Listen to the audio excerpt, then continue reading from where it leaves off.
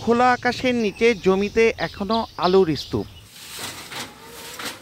মুন্সিগঞ্জে আলুর বাম্পার ফলন হলেও দরপতন আর হিমাগার সংরক্ষণে জায়গা না পেয়ে বিপাকে কৃষক। প্রায় 5 লাখ মেট্রিক টন আলু হিমাগারের বাইরে, তাই অনেকে সস্তায় বিক্রি করছেন আলু। এমন পরিস্থিতিতে কোনো রকম বিদ্যুৎ সংযোগ ছাড়াই অহিমায়িত মডেল ঘরে অন্তত 4 মাস মানসম্মতভাবে আলু সংরক্ষণ করার সুযোগ বড় আশীর্বাদ। কৃষক নিজ বাড়িতে স্থাপন করেছে ঘর। প্রায় 2 লাখ টাকা খরচায় 15 থেকে 20 বছর ব্যবহারযোগ্য এসব মডেল সংরক্ষণাগার উঁচু ও খোলা এবং আংশিক ছায়াযুক্ত স্থানে নির্মাণ করা হয়েছে, কিন্তু এই প্রযুক্তির ঘর প্রয়োজনের তুলনায় কম। গোটা কোলেস্টোরের মতোই, যে কোনো বিদ্যুৎ খরচ হয় না, যাতায়াত খরচ হয় না, খুব সহজে এটার মধ্যে আলু রাখার জন্য খুব ভালো একটা পদ্ধতি। এটা হিমাগারের থেকে অনেক সুবিধা মানে আলু শুকনা থাকে, আলু গাটে না।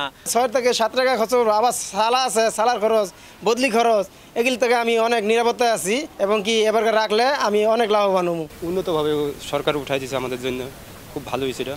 জেলায় এবার 10,82,538 মেট্রিক টন আলু উৎপাদন হয়েছে, আর 58টি হিমাগারে সংরক্ষণ করা হয়েছে 5,06,900 মেট্রিক টন। কৃষি বিভাগ বলছে অহিমায়িত মডেল ঘরের সংখ্যা বাড়ানো জরুরি, এতে হিমাগার ভিত্তিক সিন্ডিকেট ভাঙা সহায়ক হবে।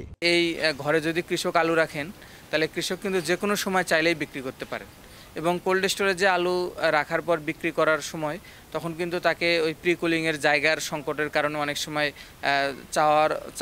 চাওয়া সত্ত্বেও কিন্তু আলু বের করতে পারেন না, কিন্তু আমাদের এই ঘরে কিন্তু চাইলেই আলু বের করতে পারবে যে কোনো সময়। যারা বড় কৃষক আছে তারা যদি এটা করে ফেলে তাহলে হয়তো তাদের যে উৎপাদিত পণ্যের ন্যায্য মূল্য প্রাপ্তির যে বিষয়টা এটা নিশ্চিত করা যাবে এবং কৃষক ভালো থাকতে পারবে। জেলায় প্রান্তিক কৃষকদের সরকারিভাবে 21টি অহিমায়িত মডেল ঘর নির্মাণ করে দেওয়া হয়েছে।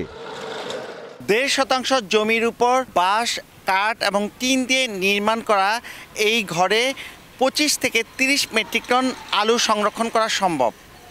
মুন্সিগঞ্জের কাটাখালী থেকে নাসির উদ্দিন উজ্জ্বল, সময় সংবাদ।